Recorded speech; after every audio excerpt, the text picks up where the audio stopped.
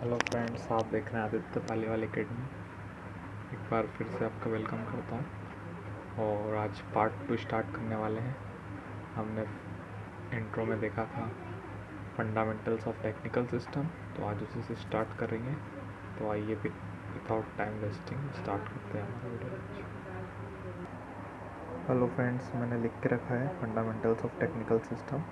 इसमें आज हम दो टॉपिक पढ़ेंगे, importance of systematic design and systematic system approach. ये दोनों टॉपिक बहुत इंपॉर्टेंट है फंडामेंटल्स ऑफ टेक्निकल सिस्टम में, तो हम एक एक करके दोनों को समझेंगे। तो यहाँ पे मैंने फंडामेंटल्स ऑफ टेक्निकल सिस्टम की डेफिनेशन लिखी है। Fundamental of technical system means the basic funda और the principle over which the technical system works.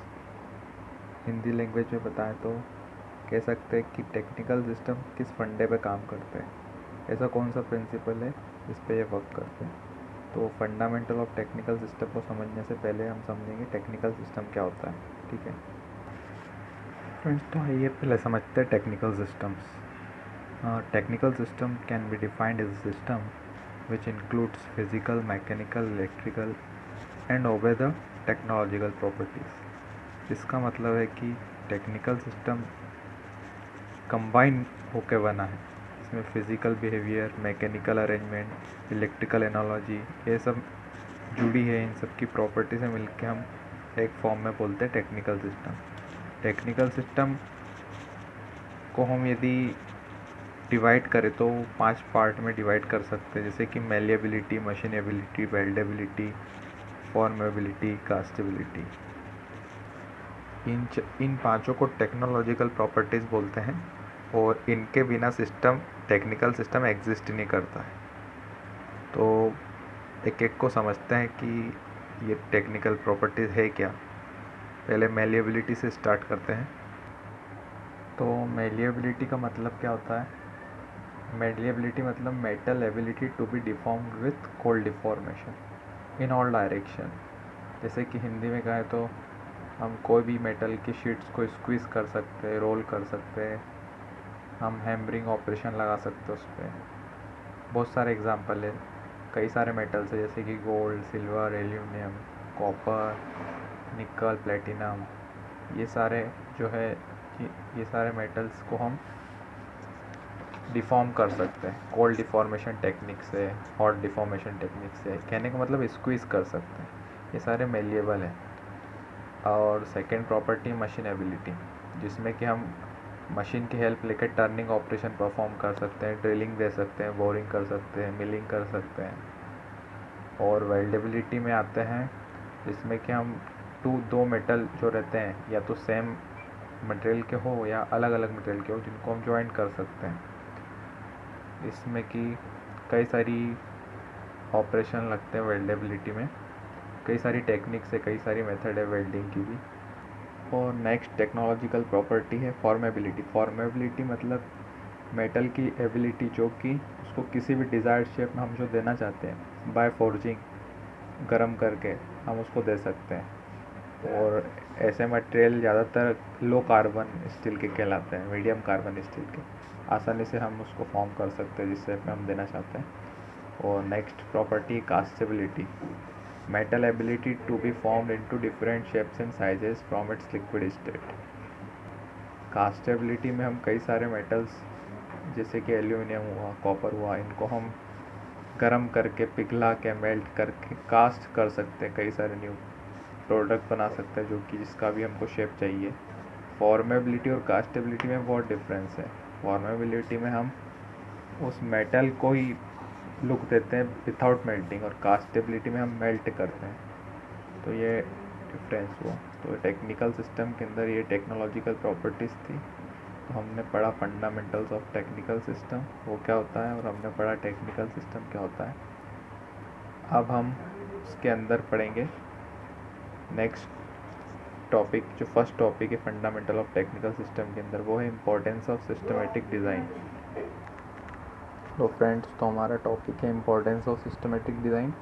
तो इसका इम्पोर्टेंस क्या है, उससे पहले हम जानेंगे कि सिस्टमेटिक डिज़ाइन क्या होता है। तो फ्रेंड्स, सिस्टमेटिक डिज़ाइन की डेफिनेशन लिख दी है मैंने। सिस्टमेटिक डिज़ाइन कह सकते हैं, it provides an effective way to rationalise the design and production process. Systematic design can be defined as the type of design which possesses stepwise approach and sequence, like where all the designs need started out from plan, process, manufacturing and marketing. सरल भाषा में कहें तो इसका एक ही मतलब है कि डिज़ाइन विथआउट एनी नीड नहीं हो सकती। डिज़ाइन स्टेप वाइज अप्रोच के अकॉर्डिंग ही होगी। यदि हमको कोई ज़रूरत है, नीड है, तो हमने एक प्लान क्रिएट किया उसके बारे में, उस प्लान को प्रोसेस में आकार देने की कोशिश की, तो प्रोसेस के बाद मैन्युफैक्चरिंग होगी और मार्केटिंग होगी। कहने का मतलब है सब कुछ सीक्वेंस में चल रहा है। हमारी डिज़ाइन जो है उसका एक सीक्वेंस है, तो ऐसे सीक्वेंशियल प्रोसेस को हम सिस्टमेटिक डिज़ाइन कहते हैं। और थोड़ा सा जानते हैं सिस्टमेटिक डिज़ाइन के बारे में। In order to produce a product of good technical and economical properties in a timely and efficient manner, it is important to have a defined design procedure. यदि हमको एक प्रोडक्ट प्रोड्यूस करना है जिसकी हम चाहते हैं कि अच्छी कम लागत में मिले, अच्छी टेक्निकल प्रॉपर्टीज़ हो और कम समय में हो और इफ़िशेंट भी हो, तो इसके लिए एक डिज़ाइन प्रोसीजर डिफाइन होना चाहिए। तो systematic design provides an effective way to rationalise the design and production process. It follows an order and step wise approach. मैं आपको पहले ही बता चुका हूँ कि डिज़ाइन के लिए स्टेप वाइज अप्रोच होना चाहिए that provide solution which can be used again. Systematic design derives it's knowledge from design science and cognitive psychology and from practical experience in various domains. Working steps and design phases according to content and organization are included in the plan. Structuring the problem and tasks makes it easier to recognize application possibilities for pre-established solutions from previous projects and to use design catalogs. The stepwise approach used in systematic design makes optimization of solution at an early stage with a minimum effort. The modular approach followed in systematic design help in rationalization in the design area. अब step wise approach तो मैं बता चुका हूँ, लेकिन यहाँ पर लिखा है मॉड्यूलर अप्रोच। और मॉड्यूलर अप्रोच को समझने से पहले समझेंगे कि रैशनलाइजेशन क्या होता है। डिज़ाइन का रैशनलाइजेशन मतलब क्या? तो फ्रेंड्स, रैशनलाइजेशन में भी defined as the process of eliminating unnecessary variation by simplifying, reducing complexity and taking advantage of opportunities provided by manufacturing and prefabrication approaches. In some cases, designers can make significant economies by using appropriate methods of analysis. For example, use of finite element analysis for flat slabs rather than the simplistic approach contained in the design codes. रुकिए, मैं आपको हिंदी में से समझाता हूँ, बहुत आसानी समझ में आएगा। रैशनलाइजेशन मतलब हमारी जो डिज़ाइन बन चुकी है उसमें अननेसेसरी जो वेरिएशन आ रहे हैं, जिसमें हमने काफ़ी उसको इम्प्रोवाइज़ करने की कोशिश की, उसको अच्छा लुक देने की कोशिश की हमारे डिज़ाइन में, जो कि अननेसेसरी है। ऐसे वेरिएशन को हम रिमूव करते हैं रैशनलाइजेशन के प्रोस्पेक्ट से देखें तो हम उस एरिया में यही काम करते हैं कि हम अननेसेसरी वेरिएशन को हटाते हैं, रिमूव करते हैं, ताकि कॉम्प्लेक्सिटी कम से कम हो और बिल्कुल सिंपल से सिंपल डिज़ाइन हो सके हमारी। तो इसका ये मतलब होता है रैशनलाइजेशन का। तो फ्रेंड्स, मॉड्यूलर अप्रोच क्या होता है? Modular approach can be defined as the technique used in minimising the unnecessary variation and removal of excessive design is also included in it. Modular approach एक टेक्निक है जिसकी मदद से हम अननेसेसरी वेरिएशन को कम से कम करने की कोशिश करते हैं, और इसमें यह भी इंक्लूड है कि यदि डिज़ाइन ज़्यादा एक्सेसिव मतलब यहाँ पे कहने का मतलब लुक वाइज, यदि अननेसेसरी उसको बढ़ाया गया है, एक्सटेंड किया गया है, तो उसका रिमूव करते हैं, और ये एक रैशनलाइजेशन का ही पार्ट है। सो आई होप आपको आज समझ आया होगा फंडामेंटल ऑफ टेक्निकल सिस्टम और उसके इम्पोर्टेंस, जो भी मैंने आज बताया उसके अप्रोच।